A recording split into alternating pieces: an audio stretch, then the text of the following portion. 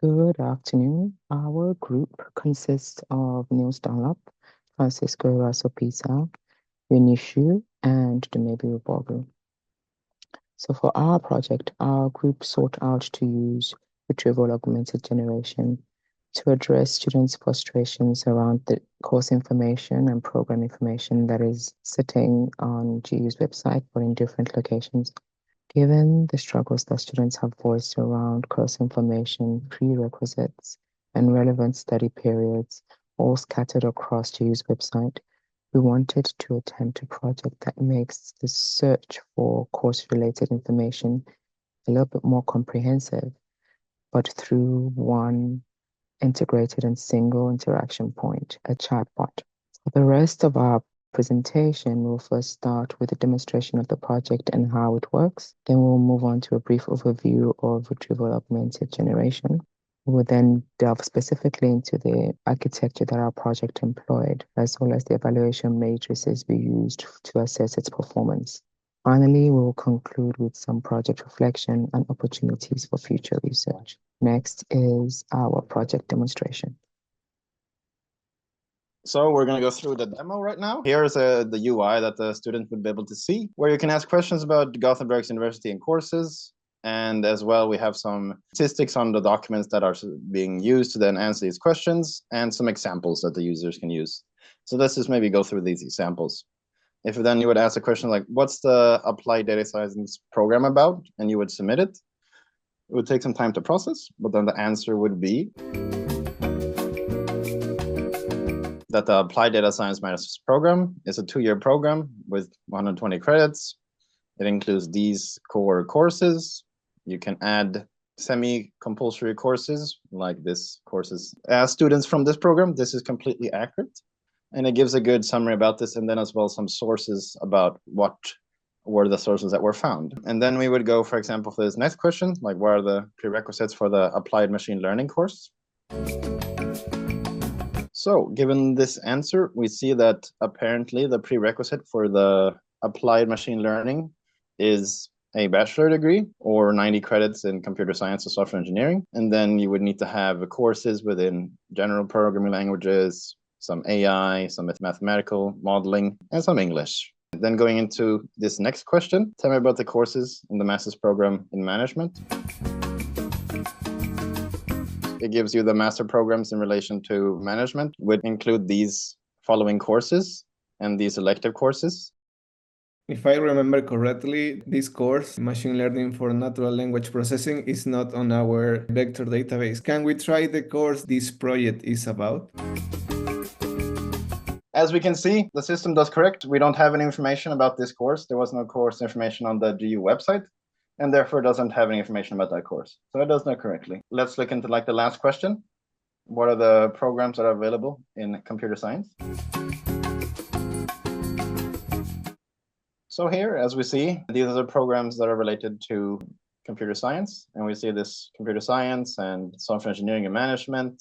And that essentially would be the list of computer science and software engineering programs that GU seems to entail. And that is essentially how our system works. It retrieves information from data that we have scraped from the GU website, and then is able to ask general questions about course-specific or program-specific questions, and then be able to answer in an educated manner. So here I'm going to briefly walk through the RAG framework or the retrieval augmented generation. Firstly, the RAG framework improves generated models by retrieving key information from specific domains. In addition, it adds external knowledge to generate the answers, which makes these answers actually more accurate and also comprehensive. And finally, it gives clear and reliable outputs using the retrieved data. For our project, it mainly consists of 2 modules, the retrieval module and the generation module. The retrieval module is used to query indexed content from the GEO website and syllabus PDFs for relevant chunks of information. As for the generation module, which is OpenAI in this case, utilizes this retrieved GEO information to actually produce some course-aware and useful outputs. Below are the tools we use for this project. LangChain would be for the retrieval purposes. OpenAI as the generative model to generate the answers desired. On top of these two main modules, some other tools include Firecrawl for website extraction, Chroma for vector database storing, as well as Gradio to build the UI website chatbot. All right, architecture and data gathering and extraction. So what was our data extraction process? What we did is like we crawl all the courses and programs URL from the University of Gothenburg website. This allows to find around 600 courses and also around 90 programs in University of Gothenburg. Usually it's like we see that for each of them, either a course or a program, we have two sources of information. So one of them is the website info site, in which we find information related to tuition costs, when the application deadline is, or what is the duration of the course or the program. And also we find usually in the case of the program a PDF curriculum with more details about the learned outcomes, what are the mandatory courses, what are the minimum requirements to be part of the program. In the case of the courses, we have a similar structure. We have a website info when it says what is the next step in which the course is going to be available. And also we have the PDF syllabus with more information about the course. When we gathered these two, the idea was like the website information was converted to Markdown using a tool called Firecrawl. We do that for both the courses and the programs. And then we also download the PDF syllabus in the case of the courses and the PDF curriculum in the case of the program. When we have all of this data, what we did is start with the document processor. So what we did is like we create a list of document objects and then we start collecting all this information from the Markdown files, and in the case of the PDF was the page content.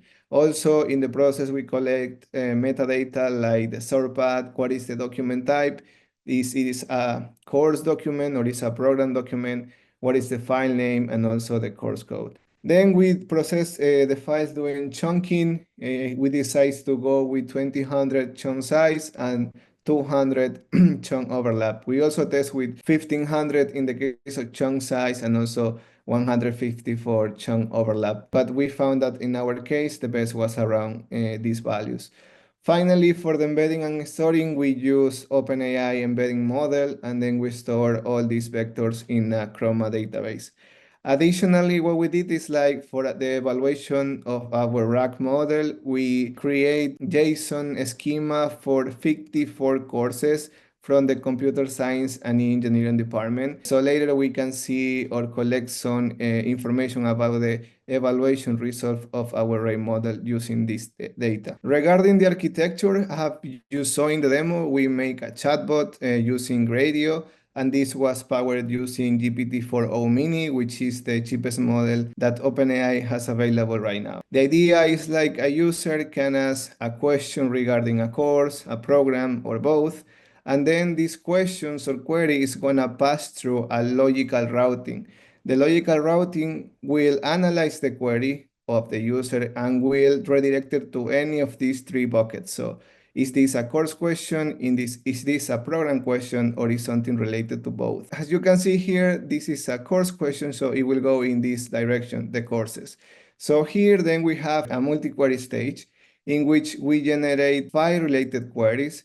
An example can be that here we are asking what are the prerequisites for the IT 134, and the 5 related queries will generate something like what are the minimum requirements, what are the needs, and so on. For each of these queries, we retrieve 6 documents using MMR. And because if you remember, we collect the metadata, this is gonna be faster because of that filter. So the idea here is like per each query, we collect 6 documents, and then this will be a total of 30 documents. And then when we have these 30 documents, these are combined, and then we remove duplicates.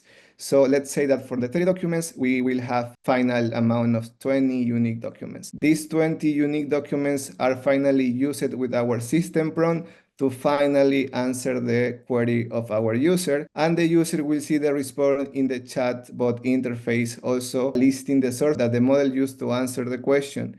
And also we will activate the memory that it will record the last 3 messages of the interaction between the user and the RAG model. Now I'm going to speak about the evaluation.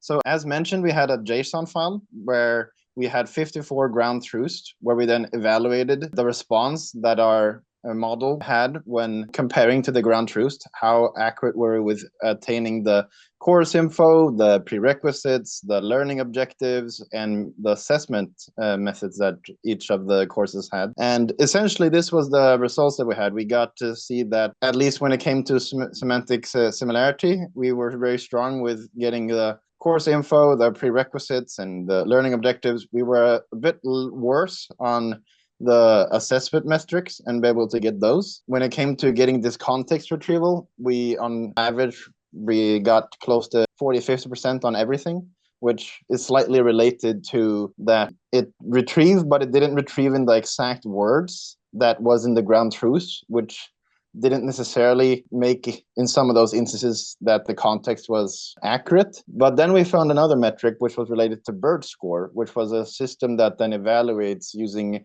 a BERT model to then evaluate how well a generative model is providing answers. And using that BERT score, we had pretty high accuracy of near 85% on all of these answers, which showed a bit how, when we have used it ourselves, we felt it's been surprisingly good. So now we're going to go through the conclusion. In general, I think we are all a bit surprised how well it functions as like a RAG-GU chatbot, as it retrieves information well and it is able to source it in an accurate manner. We got to learn a bit more and use data extraction tools like Firecrawl, where we learned how well you could potentially use AI or this Firecrawl system to then be able to extract websites into these MD files that we then use in our RAG model. And we then use JSONify to then create this JSON schema from a PDF format. And we noticed that it extracted really well, but as well, even on the website or the course information data, the real data was not perfect. Sometimes it was different structures, different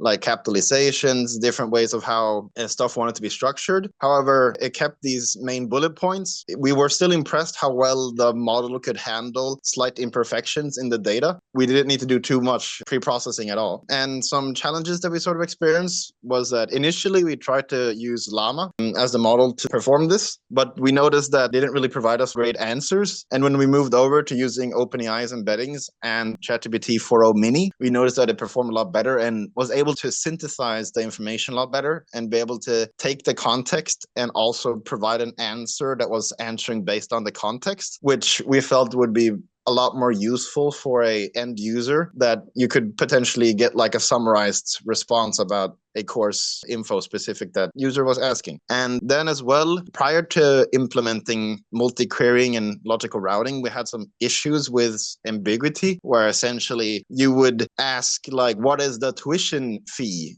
And maybe in the back end, we would store it as tuition. Then the model will be like, no, we can't match tuition fee to tuition. Using the help of multi-querying, we would then have these several questions, which would allow us to handle this ambiguity. And also this logical routing allowed us to better handle both programs and courses, and be able to be ensured that we would answer the response. And essentially what we plan to do for the future now is to then deploy this RAG system to our website and market it a bit so students would use it and potentially give some feedback. And, in general, we had a really fun with this project, and I think we learned a lot. Thank you very much for listening, and I hope you have a great day.